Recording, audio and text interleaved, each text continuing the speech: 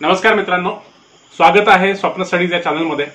तर आजच्या या व्हिडिओचा विषय आहे राज्यसेवा मुख्य परीक्षेचा जो बदललेला अभ्यासक्रम आहे, जो सुधारित अभ्यासक्रम आहे, त्यामध्ये नेमके काय बदल झालेले आहेत आणि विशेष करून पेपर 2 या पेपर 2 मध्ये नेमके काय बदल झालेले आहेत हे आपण डिस्कस करणार आहोत। आणि आजच्या या व्हिडिओमध्ये जो पेपर 2 आहे याच्याबद्दल मी बोलणार आहे। याच्या आधी मी एक व्हिडिओ शेअर केला होता तुमच्याशी आणि त्या व्हिडिओमध्ये जो पेपर पहिला आहे त्याच्यामध्ये काय काय चेंजेस झालेले आहेत याच्याबद्दल मी चर्चा केली होती।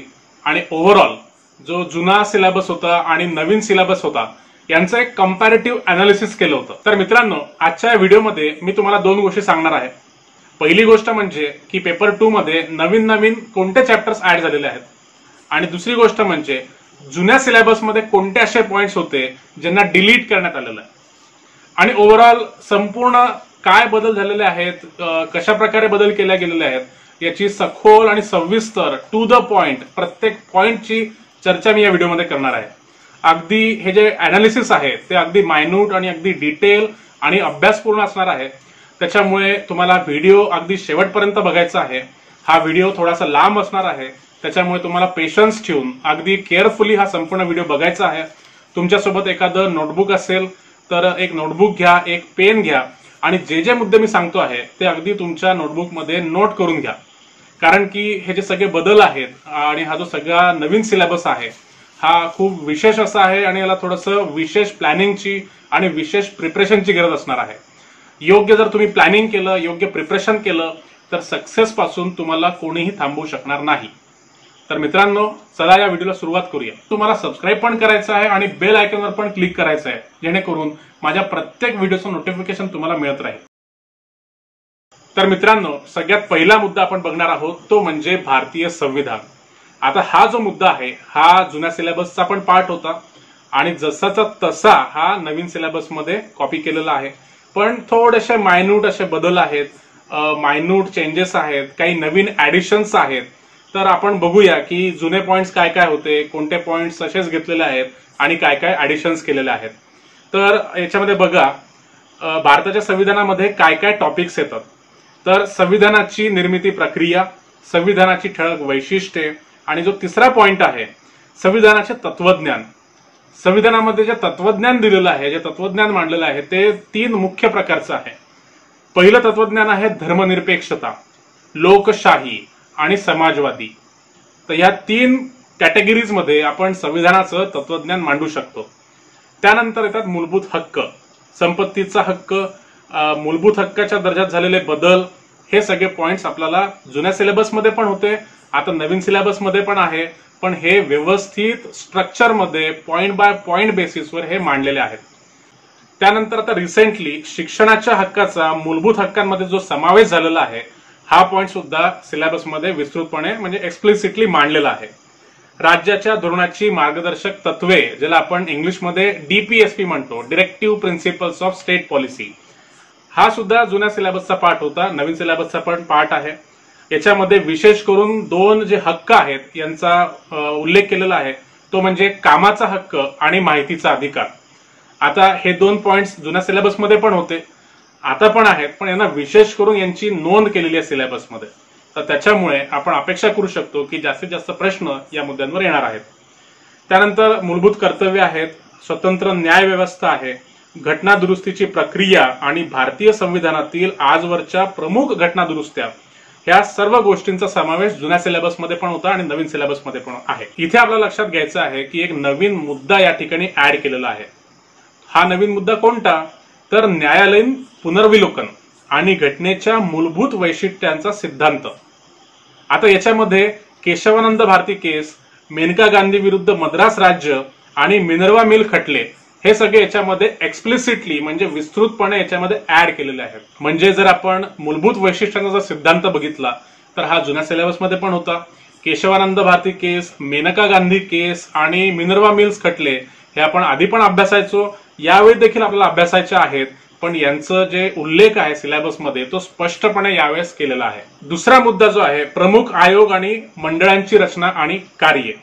तर याच्यामध्ये निवडणूक आयोग, केंद्रीय आणि राज्य लोकसेवा आयोग, राष्ट्रीय महिला आयोग, मानवी हक्क, राष्ट्रीय अल्पसंख्याक आयोग, अनुसूचित जाती अनुसूचित जमाती आयोग, नदी पाणी विवाद निवारण मंडळ आणि केंद्रीय माहिती आयोग. आता हे सर्व जे आयोग आहेत हे जुन्या सिलेबसमध्ये पण होते आणि नवीन सिलेबसमध्ये पण आहेत. पण हा जो शेवटचा आयोग आहे केंद्रीय माहिती आयोग, याचा विशेष उल्लेख यावेळी या नवीन सिलेबसमध्ये केलेला आहे. तर मित्रांनो, इथे आपल्याला बघायचं आहे आता पॉईंट नंबर 2 काय आहे. पॉईंट नंबर 2 आहे भारतीय संघराज्य व्यवस्था.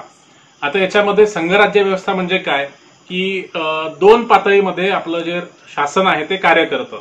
म्हणजे केंद्र शासन असतं, राज्य शासन असतं, केंद्रीय विधिमंडळ, राज्य विधिमंडळ, अशा प्रकारची जी विभागणी आहे याला आपण संघराज्य पद्धत म्हणतो. तर हा जो संपूर्ण चॅप्टर आहे हा या संघराज्य पद्धतीवर आधारित आहे. मग आता याच्यामध्ये काही नवीन टॉपिक्स ऍड केलेले आहेत.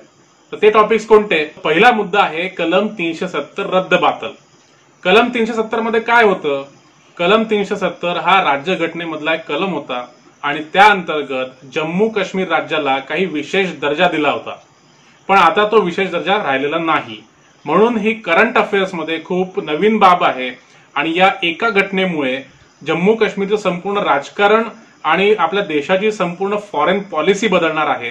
आणि म्हणून काळाला अनुसरून हा मुद्दा यांनी सिलेबसमध्ये घेतलेला आहे. तर आता याच्या नंतरचा मुद्दा आहे आर्टिकल 371 आणि असममितीय संघराज्य व्यवस्था.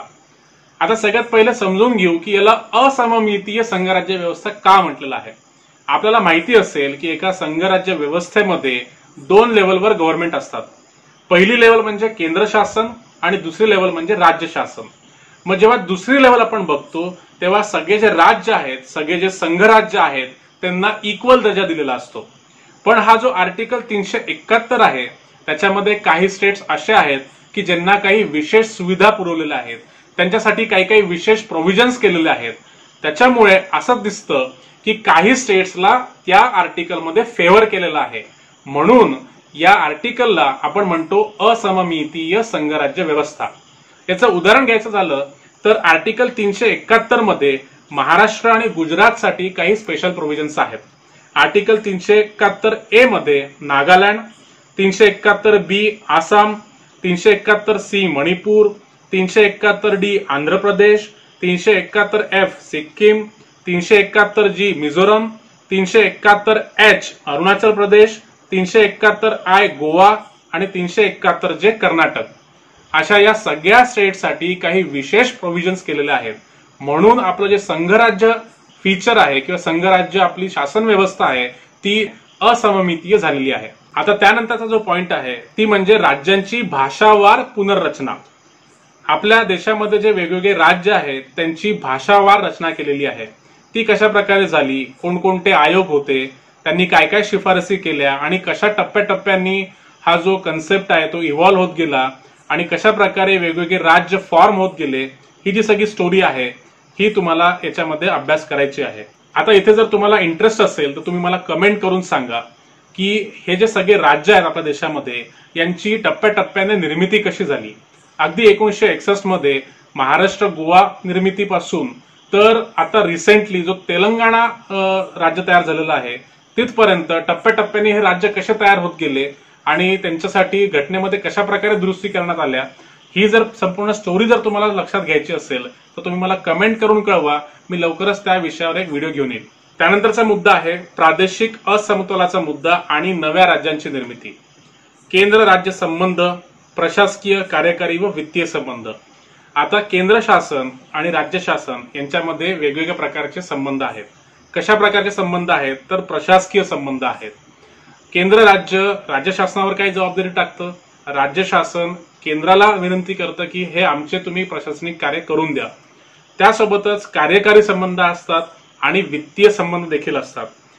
त्याच्यानंतरचा मुद्दा आहे राज्यातील संबंध. की 2 जे राज्य असतील किंवा राज्यांचा जर एक गट असेल तर त्यांचे आपसात कशा प्रकारचे संबंध आहेत आणि ते सुव्यवस्थित ठेवण्यासाठी कशा प्रकारचं मेकॅनिझम आपल्याकडे आहे, हे मुद्दे याच्यामध्ये ऍड केलेले आहेत. मग यासाठी आपल्याकडे आंतरराज्य परिषदा आहेत आणि विभागीय परिषदा आहेत, यांचं एक मेकॅनिझम आहे. मला आता तुम्ही कमेंट करून सांगा की या ज्या विभागीय परिषदा आहेत यांचा जो चेअरमन आहे तो कोण असतो. त्यासोबत जे आंतरराज्य परिषदा आहेत त्यांचा चेअरमन कोण असतो हे तुम्ही मला कमेंट करून सांगायचं आहे. त्यानंतरचा मुद्दा आहे नीती आयोग आणि आर्थिक संघराज्याचे बदलते स्वरूप आणि सरकारी आयोगाची शिफारस। हे सगळे जे मुद्दे आहेत जे मी आता तुम्हाला सांगितले आर्टिकल 370 पासून तर सरकारी आयोगाच्या शिफारसी इथपर्यंत सगळे मुद्दे हे सिलेबस मध्ये नव्याने ऍड केले गेलेले आहेत। नव्याने ऍड झालेला नेक्स्ट मुद्दा आहे भारतीय प्रशासनाचा उगम। हा एक नवीन चॅप्टर आहे। त्याच्यामध्ये ज्या पद्धतीने भारतीय प्रशासनाचा उगम झालेला आहे किंवा विकास झालेला आहे, कशा पद्धतीने आपलं डिस्ट्रिक्ट ऍडमिनिस्ट्रेशन, आपलं स्टेट ऍडमिनिस्ट्रेशन आणि सेंट्रल ऍडमिनिस्ट्रेशन हे प्रशासन कशा प्रकारे विकसित होत गेलं, आज ज्या आपल्याकडे सिस्टीम आहेत, ज्या प्रकारच्या पद्धती आहेत त्या कशा प्रकारे विकसित होत गेल्या याचा संपूर्ण एक आढावा या सिलेबसमध्ये घेतलेला आहे। आणि हा जो संपूर्ण जो प्रवास आहे हा 3 भागांमध्ये मोडलेला आहे। पहिला भाग आहे ब्रिटिश पूर्व काळ, म्हणजे ब्रिटिश पूर्व काळामध्ये आपल्याकडे कशा प्रकारची सिस्टीम होती, मुघल काळामध्ये, त्याच्या आधी सल्तनत काळामध्ये कशा प्रकारे आपलं जे ऍडमिनिस्ट्रेशन आहे ते कशा प्रकारे विकसित होत गेलं। मग तुम्हाला याच्यात उदाहरणार्थ तुम्हाला माहिती असेल की शिवाजी महाराजांचं जे अष्टप्रधान मंडळ आहे आणि त्यांचं जे ऍडमिनिस्ट्रेशन आहे ते संपूर्ण देशभरात, संपूर्ण जगभरात प्रसिद्ध आहे। संपूर्ण जगभरात त्याच्यावर रिसर्च होतात, त्याच्यावर PhD केली जाते। तर अशा प्रकारचं जे आपलं ऍडमिनिस्ट्रेशन आहे ते कशा प्रकारे विकसित होत गेलं, त्याच्यानंतर ब्रिटिश काळामध्ये ते कसं विकसित झालं आणि स्वातंत्र्य प्राप्तीच्या नंतर आपल्या ऍडमिनिस्ट्रेशन मध्ये काय काय सुधारणा झाल्या, ह्या सर्व गोष्टी या सिलेबसमध्ये ऍड केलेल्या आहेत। त्यानंतरचा जो चौथा मुद्दा आहे राज्य शासन व प्रशासन आणि महाराष्ट्राचा विशेष संदर्भ। तर यामध्ये संपूर्ण जो पॉइंट आहे तो जसाच्या तसाच आहे। मी इथे त्याबद्दल तुम्हाला काही विशेष सांगत नाहीये, परंतु इथे लाल अक्षरात जे मी लिहिलेलं आहे शरीफ ऑफ मुंबई हे जुन्या सिलेबसमध्ये होतं, पण आता ते वगळण्यात आलेलं आहे। त्यानंतर 5वा मुद्दा जर आपण बघितला ग्रामीण आणि नागरी स्थानिक शासन व प्रशासन, यामध्ये ग्रामीण लेवलवर प्रशासन कसं चालतं, त्यानंतर शहरी किंवा नागरी लेवलवर कशा प्रकारचं प्रशासन आहे, काही काही नवीन गोष्टी याच्यामध्ये ऍड केलेल्या आहेत। ते पिवळ्या फॉन्ट मध्ये मी तुम्हाला इथे दिलेलं आहे।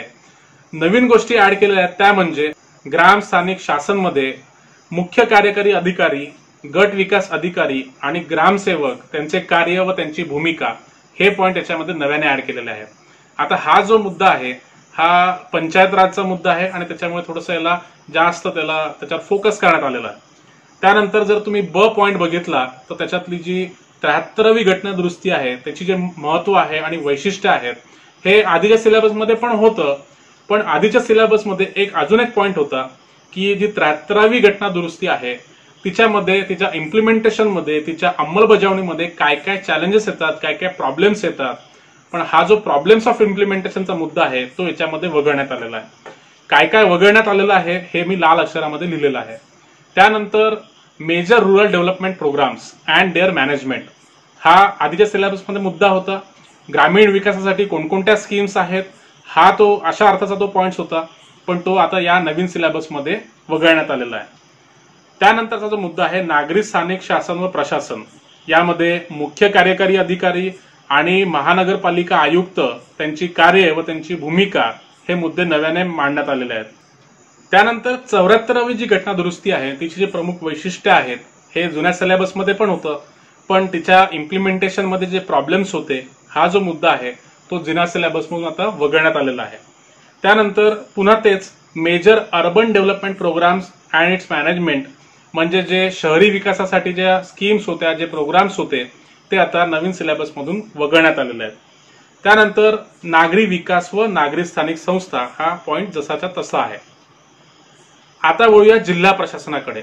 जिल्हा प्रशासनामध्ये हा एक नवीन मुद्दा ऍड केलेला आहे तो म्हणजे जिल्हा प्रशासनाचा उगम आणि विकास। जिल्हा प्रशासनाचे जे काही घटक आहेत ते कशा प्रकारे विकसित होत गेले, जिल्हाधिकाऱ्याचं पद कशा प्रकारे विकसित होत गेलं, उपजिल्हाधिकारी, तहसीलदार, नायब तहसीलदार असे जे वेगवेगळे पद आहेत हे कशा प्रकारे यांचा विकास होत गेला, यांचं जे कार्य आहे ते कशा प्रकारे विस्तृत होत गेलं, याचा जो संपूर्ण प्रवास आहे तो या सिलेबसमध्ये ऍड केलेला आहे। त्यानंतर जो पॉइंट ब आहे जिल्हाधिकारी, अधिकारी व कार्य, जिल्हाधिकाऱ्याची बदलती भूमिका, हे जे पॉइंट आहेत ते तसेच आहेत, पण त्याच्यामध्ये काही आता ऍडिशन्स केलेले आहेत आणि त्या ऍडिशन म्हणजे उपविभागीय अधिकारी, तहसीलदार आणि तलाठी यांची कार्य आणि भूमिका।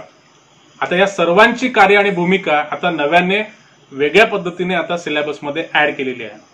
त्यानंतर एक नवीन मुद्दा म्हणजे कायदा व सुव्यवस्था। कायदा व सुव्यवस्थेची यंत्रणा म्हणजे आपल्या डिस्ट्रिक्टमध्ये लॉ अँड ऑर्डरची जी पूर्ण यंत्रणा आहे, म्हणजे जे आपलं पोलीस प्रशासन आहे, पोलीस यंत्रणा आहे आणि जिल्हा अधिकारीचं जे पद आहे, यांचे सगळे जे कार्य आहेत हे नव्याने याच्यामध्ये ऍड केलेले आहेत. आता एमपीएससीने हे पण सांगितलं इथे की कायदा सुव्यवस्था मेंटेन करण्यासाठी जी यंत्रणा आहे त्याच्यामध्ये नागरिक सुद्धा सामील असतात. तर नागरिकांचा काय रोल असला पाहिजे? आपण एक शब्द ऐकला असेल की सोशल पोलिसिंग. सोशल पोलिसिंग काय आहे, मग नागरिक कशा प्रकारे कायदा सुव्यवस्था राखण्यामध्ये प्रशासनाची हेल्प करू शकतात, हे सगळे मुद्दे आता नव्याने ऍड केलेले आहेत. आता त्यानंतरचा मुद्दा आहे 7वा मुद्दा. आता या 7व्या मुद्द्यामध्ये जास्त काही ऍडिशन्स नाही आहेत, पण याच्यामधून बरेच मुद्दे डिलीट केलेले आहेत. ते डिलीट केलेले मुद्दे मी ते खाली लिहिलेले आहेत.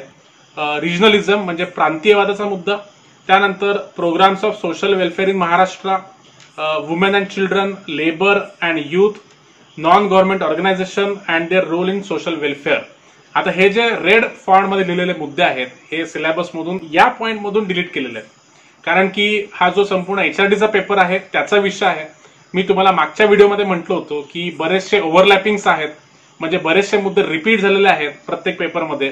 तर हे जे रिपिटेशनचा जो पॉइंट आहे हा याच्यातून त्यांनी कट केलेला आहे. त्यानंतर जो 8वा मुद्दा आहे त्याच्यामध्ये काही चेंज नाहीये. 9व्या मुद्द्यामध्ये काही मायन्यूट चेंज आहेत. म्हणजे उदाहरणार्थ जनसंपर्क प्रसार माध्यमांसाठी आचारसंहिता, याच्यामध्ये फेक न्यूज व पेड न्यूज ऍड केलेला आहे. कारण की आजच्या या काळामध्ये जर आपण बघितलं तर ज्या खोट्या न्यूज आहेत, ज्या अफवा पसरवणाऱ्या न्यूज आहेत, या जास्त स्पीडने पसरत आहेत. युट्यूब असेल, इंटरनेट असेल, इंटरनेटवरच्या अशा बऱ्याच वेबसाईट्स आहेत की ज्या फक्त खोटी माहिती पसरवतात आणि ज्याच्यामुळे नागरिकांमध्ये संभ्रम तयार होतो. तर हा खूप मोठा प्रॉब्लेम आहे. याला इंग्लिशमध्ये एक नवीन शब्द आलेला आहे, ऑक्सफोर्ड डिक्शनरीमध्ये तो नव्याने ऍड करण्यात आलेला आहे. त्याला पोस्ट ट्रुथ असं म्हणतात.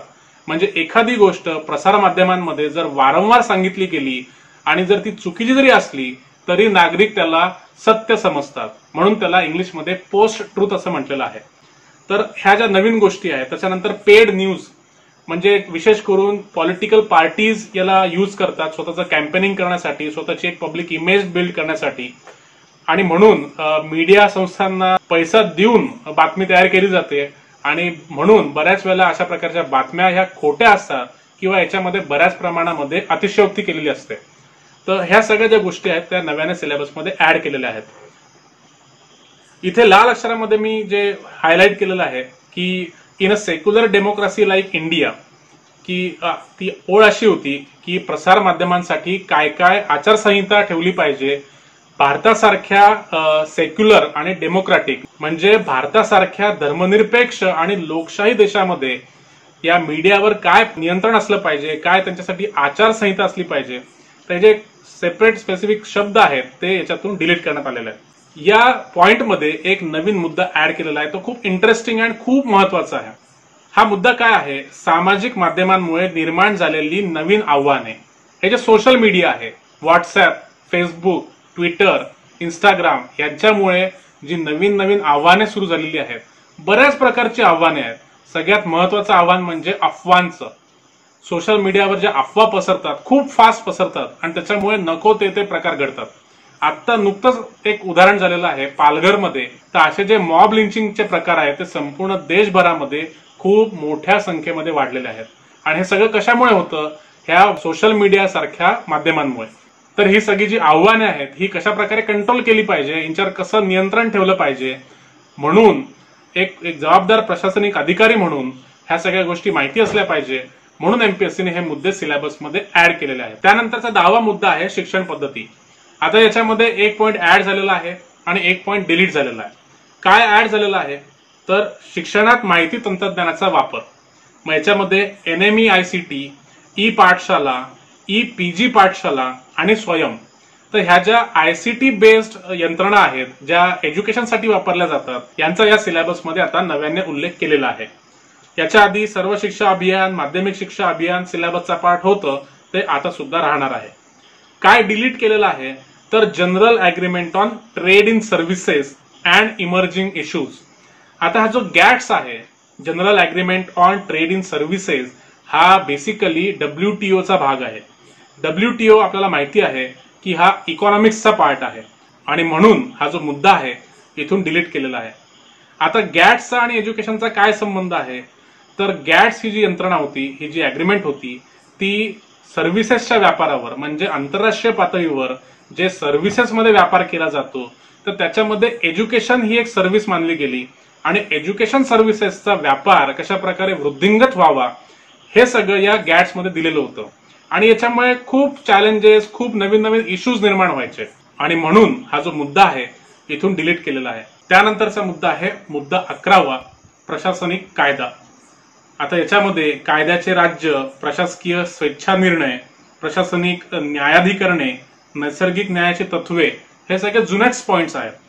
आता याच्यामध्ये ऍड काय झालेलं आहे तर सत्ता विभाजन, म्हणजे जे केंद्र शासन आणि राज्य शासनाचं सत्ता विभाजन आहे.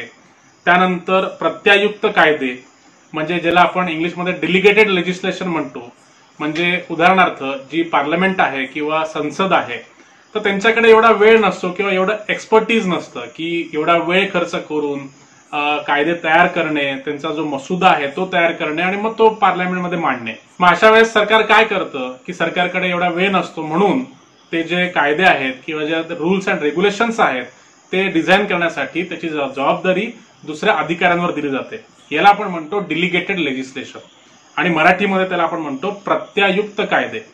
तर हे 2 पॉइंट्स आता सिलेबसमध्ये आलेले आहेत. त्यानंतर दक्षता आयोग, लोकपाल आणि लोकायुक्त, लोकसेवकांना संवैधानिक संरक्षण, हे जे मुद्दे आहेत हे नव्याने आता सिलेबसमध्ये ऍड केलेले आहे. लोकपाल आणि लोकायुक्त हे सिलेबसमध्ये आधीच होते पण हे वेगळ्या हेडिंग खाली, म्हणजे ज्युडिशरी म्हणजे न्याय व्यवस्थेच्या हेडिंग खाली हे लोकपाल आणि लोकायुक्त होते. पण आता या दोघांना आता आपण या पॉइंट नंबर 11 मध्ये अभ्यास करणार आहोत. त्यानंतरचा जो 12वा मुद्दा आहे तो टोटली नवीन आहे, नव्याने ऍड केलेला नवीन चॅप्टर हा 12वा मुद्दा आहे. 12वा मुद्दा कुठला तर महाराष्ट्र जमीन महसूल संहिता 1966. यामध्ये काय येतं, हा कायदा आहे, ही संहिता आहे.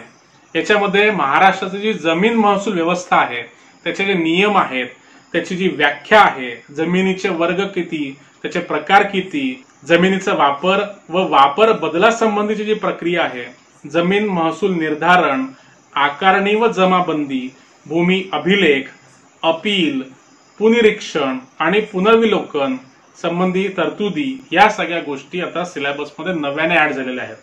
जमीन महसूल हा एक खूप इम्पॉर्टंट टॉपिक आहे आणि संपूर्ण जे डिस्ट्रिक्ट ऍडमिनिस्ट्रेशन चालतं त्याच्यामधला जो मेजॉरिटी जो भाग आहे तो या जमीन महसूल कायद्याच्या, जमीन महसूल संहिताच्या अंतर्गत येतो.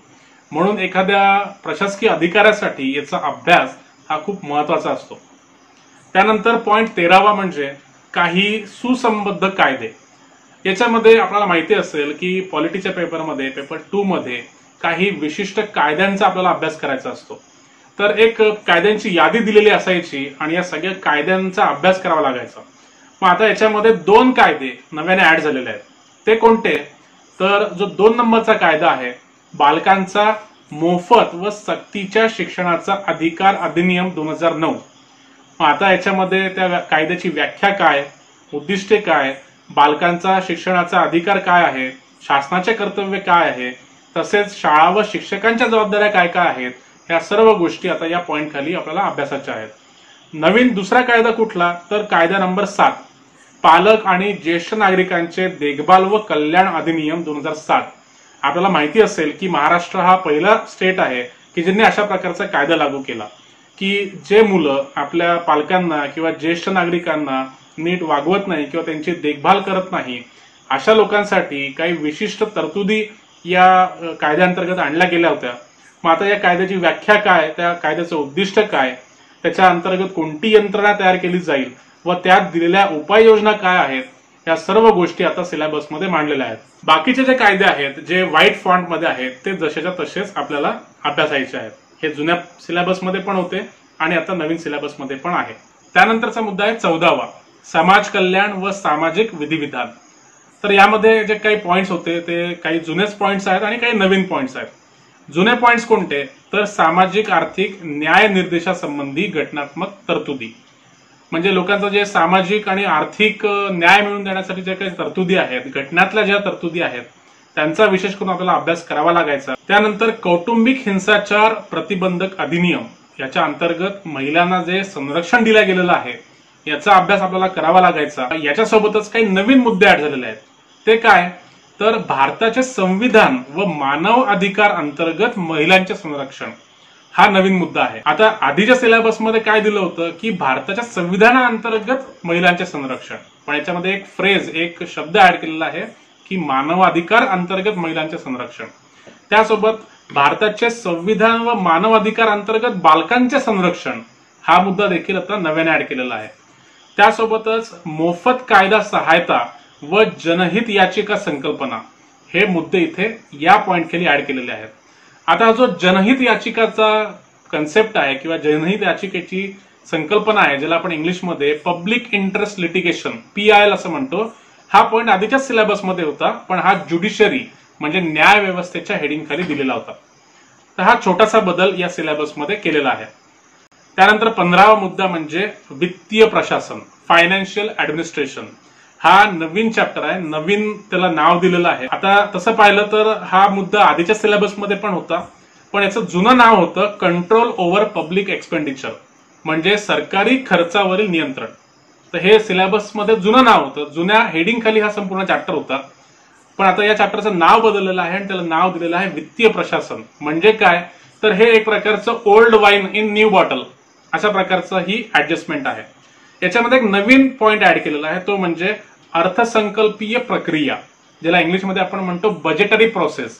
म्हणजे बजेट कसं तयार होतं, फायनान्स मिनिस्ट्रीचे कोणते कोणते डिपार्टमेंट त्याच्यामध्ये काय काय रोल प्ले करतात, मग बजेट कसं प्रेझेंट होतं, फायनान्स मिनिस्टरचं भाषण कसं होतं, त्याच्यानंतर बजेटचे कागदपत्र पार्लमेंटमध्ये कशा प्रकारे टेबल केले जातात, राज्यामधील जे अर्थमंत्री असतात ते कशा प्रकारे बजेट सादर करतात, मग बजेटची प्रक्रिया कशी असते, पहिलं रीडिंग, दुसरं रीडिंग, डिटेल रीडिंग, मग त्याच्यानंतर क्लॉज बाय क्लॉज वोटिंग कशा प्रकारे होतं, मग बजेट पास कसं केलं जातं, ही संपूर्ण जी प्रक्रिया आहे ती आता आपल्याला या नवीन हेडिंग खाली अभ्यास करायची आहे। त्यानंतर या बजेटची अंमलबजावणी कशी होते, त्याची कायदेशीर प्रक्रिया काय आहे, हे पण आता सिलेबसमध्ये ऍड केलेलं आहे। त्यानंतरचा 16वा मुद्दा म्हणजे कृषी प्रशासन आणि ग्रामीण अर्थव्यवस्था। हा संपूर्णपणे नवीन चॅप्टर आहे। याच्यामध्ये जे सब पॉइंट्स आहे हरित क्रांती आणि धवल क्रांती, तर हे जे पॉइंट्स आहेत ते आपल्याला आधीच्या सिलेबसमध्ये पण होते, याच्यावर प्रश्न सुद्धा यायचे, पण आता एक नवीन चॅप्टर ऍड करून एक नवीन हेडिंग खाली हे सगळे मुद्दे घेतलेले आहेत। तर कमेंट करून मला सांगायचं आहे की हरित क्रांतीचे जनक कोण होते, आंतरराष्ट्रीय पातळीवर आणि भारतीय पातळीवर हरित क्रांतीचे जनक कोण होते। आता यानंतर धवल क्रांती, मला कमेंट करून सांगायचं आहे की भारतामध्ये धवल क्रांतीचे जनक कोण होते। तर पटापट विद्यार्थ्यांनो कमेंट करा आणि मला सांगा हरित क्रांती आणि धवल क्रांतीचे जनक जे तीनही नावं आहेत ते मला कमेंट करून तुम्ही कळवायचे आहेत। त्यानंतर 17वा पॉइंट म्हणजे सार्वजनिक सेवा। यामध्ये जे व्हाईट मधले मुद्दे आहेत ते जसे तसेच आहेत, पण जे पिवळ्या अक्षरामध्ये लिहिलेले मुद्दे आहेत, भारतीय लोक प्रशासन संस्था IIPA, Indian Institute of Public Administration, ही संस्था देश पातळीवर एक महत्वाची संस्था आहे आणि देश पातळीवर पब्लिक ऍडमिनिस्ट्रेशन या विषयावर अभ्यास करणारी, रिसर्च करणारी ही एक उच्च संस्था आहे। त्यामुळे आता या संस्थेला या सिलेबसमध्ये ऍड केलेला आहे। त्यानंतरचा ड मुद्दा आहे केंद्रीय सचिवालय, पंतप्रधान कार्यालय, मंत्रिमंडळ सचिव यांची अधिकारे काय काय आहेत, यांची कामे काय काय आहेत आणि यांची भूमिका काय आहे। हा सगळा मुद्दा जो आहे हा नवीन आहे, हा जुन्या सिलेबसमध्ये नव्हता। तर यावेळेस आपल्याला याची सुद्धा तयारी करावी लागणार आहे। आता त्यानंतरचा जो 18वा मुद्दा आहे तो म्हणजे घटनात्मक आणि वैधानिक संस्था।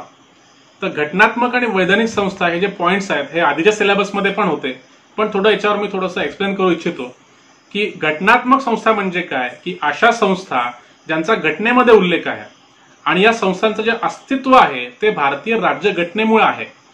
मग अशा संस्था कोणत्या तर राज्य निवडणूक आयोग आणि महाधिवक्ता। तर हे जे पद आहे किंवा ही जी संस्था आहे हिचं रोल काय, हिचे फंक्शन्स काय, जबाबदाऱ्या काय, ह्या सगळ्या गोष्टी आपल्याला याच्या अंडर अभ्यासाच्या आहेत।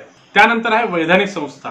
तर वैधानिक संस्था म्हणजे काय की अशी संस्था जी कुठल्या तरी कायद्यामुळे तयार झालेली आहे, त्या कायद्यामुळे त्या संस्थेचं अस्तित्व आहे।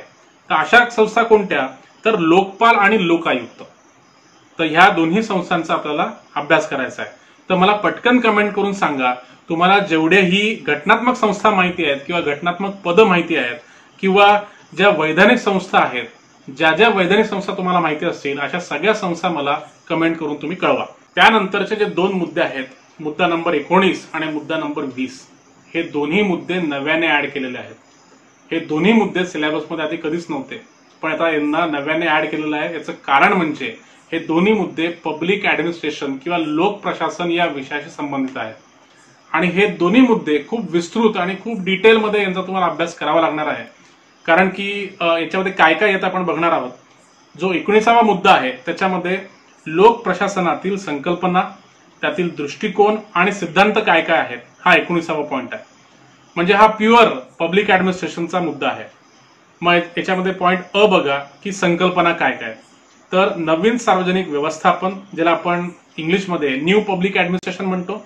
त्यानंतर नागरी संस्था, विकेंद्रीकरण व प्रदत्तीकरण आणि ई गव्हर्नन्स. पॉइंट ब जो आहे याच्यामध्ये दृष्टिकोन मांडलेला आहे. आता दोन महत्वाचे दृष्टिकोन आहे संपूर्ण पब्लिक ऍडमिनिस्ट्रेशन मध्ये. त्यानंतर जो ब पॉइंट आहे तो आहे पब्लिक ऍडमिनिस्ट्रेशन मधील किंवा लोक प्रशासनातील दृष्टिकोन. तर दोन महत्वाचे दृष्टिकोन संपूर्ण पब्लिक ऍडमिनिस्ट्रेशन मध्ये अभ्यासले जातात. ते म्हणजे एक आहे वर्तणुकात्मक दृष्टिकोन आणि दुसरा आहे व्यवस्था दृष्टिकोन. याला इंग्लिशमध्ये आपण म्हणतो बिहेव्हिअरल अप्रोच, आणि दुसरा आहे सिस्टम्स अप्रोच. हे दोन महत्वाचे कन्सेप्ट आहेत पब्लिक ऍडमिनिस्ट्रेशन मध्ये. यांचं इन्क्लुजन आता केलेलं आहे. आणि जो तिसरा पॉइंट आहे सिद्धांत, तर नोकरशाही सिद्धांत आणि मानवी संबंध सिद्धांत, हे दोन जे सिद्धांत आहे हे सुद्धा पब्लिक ऍडमिनिस्ट्रेशन मधले खूप इम्पॉर्टंट आहेत. याला आपण इंग्लिशमध्ये म्हणतो ब्युरोक्रॅटिक थेअरी आणि ह्युमन रिलेशन्स थेअरी. आता 20वा आणि शेवटचा जो मुद्दा आहे तो म्हणजे सार्वजनिक धोरण, ज्याला इंग्लिशमध्ये आपण म्हणतो पब्लिक पॉलिसी. सार्वजनिक धोरण म्हणजे काय की सरकारचं धोरण तयार कसं होतं, त्याला डिझाईन कसं केलं जातं, काय प्रोसेस फॉलो केली जाते, मग एकदा धोरण तयार झालं की त्याला राबवलं कसं जातं, जबाबदारी कशी फिक्स केली जाते, ह्या ज्या प्रकारच्या गोष्टी आहेत ह्या सगळ्या सार्वजनिक धोरणामध्ये येतात. त्यानंतरचा जो ब मुद्दा आहे सार्वजनिक धोरणे आणि जागतिकीकरण, म्हणजे जागतिकीकरणाच्या या युगामध्ये सार्वजनिक धोरणे कशा प्रकारे तयार केली जातात आणि या सार्वजनिक धोरणांवर जागतिकीकरणाचा काय प्रभाव होतो, ह्या गोष्टी आपल्याला आता अभ्यासायच्या आहेत. त्यानंतरचा जो क मुद्दा आहे भारतातील सार्वजनिक धोरणाची प्रक्रिया. भारतामध्ये सार्वजनिक धोरण कशा प्रकारे तयार केलं जातं, त्याची काय प्रक्रिया असते, हा सुद्धा आता आपल्याला अभ्यासाचा विषय झालेला आहे. तर अशा प्रकारे हा सगळा सिलेबस होता. संपूर्णपणे हा जो सिलेबस आहे याच्यामध्ये हे जे नवीन मुद्दे ऍड झालेले आहेत त्याच्यामुळे या सिलेबसचा आवाका वाढलेला आहे, याचा जो परीघ आहे तो वाढलेला आहे, याच्या ज्या कक्षा आहेत त्या रुंदावलेल्या आहेत, आणि त्याच्यामुळे याचा संपूर्ण या विषयाचा अभ्यास जो आहे हा खूप इंटरेस्टिंग आणि थोडासा चॅलेंजिंग पण होणार आहे. तर मित्रांनो, या व्हिडिओमध्ये आपण चर्चा केली की पेपर 2 मध्ये काय काय बदल झालेले आहेत, काय काय बदल झालेले आहेत, नवीन काय काय ऍडिशन झालेलं आहे आणि काय काय डिलीट झालेलं आहे, हे सुद्धा मी तुम्हाला खूप विस्तृतपणे सांगितलेलं आहे. आता येणाऱ्या काही दिवसामध्ये या संपूर्ण पेपरची तयारी कशी करावी याच्याबद्दल काही प्लॅनिंगचे आणि स्ट्रॅटेजीचे व्हिडिओज मी घेऊन येणार आहे. आणि त्यासोबतच सगळ्यात महत्वाचा मुद्दा म्हणजे की हा जो संपूर्ण सिलेबस आहे याच्यासाठी कोणते पुस्तकं वापरावेत, कोणते न्यूजपेपर वाचावेत, कोणते मॅगझिन्स वाचावेत, आणि असं कोणतं स्टडी मटेरियल आहे की जे तुम्हाला टू द पॉइंट इन्फॉर्मेशन देणार आहे, एक्झॅक्ट इन्फॉर्मेशन देणार आहे, की जेणेकरून तुमचा प्रिपरेशनचा वेळ वाचणार आहे. तर अशा सगळ्या गोष्टी घेऊन मी येणाऱ्या काही दिवसांमध्ये कंटिन्युअसली तुमच्यासमोर व्हिडिओ आणणार आहे. म्हणून तुम्हाला हे चॅनल सबस्क्राईब करून घ्यायचं आहे की जेणेकरून मी कुठलाही व्हिडिओ घेऊन, कुठला नवीन टॉपिक घेऊन जर मी आलो तर त्याचं तुम्हाला नोटिफिकेशन मिळेल. तर म्हणून तुम्हाला सबस्क्राईब पण करायचं आहे आणि बेल आयकॉनवर पण क्लिक करायचं आहे, जेणेकरून माझ्या प्रत्येक व्हिडिओचं नोटिफिकेशन तुम्हाला मिळत राहील. तर मित्रांनो, अशा प्रकारे अभ्यास करत राहा, मेहनत करा, कष्ट करा.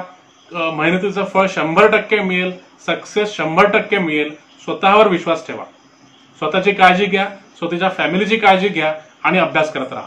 थँक्यू.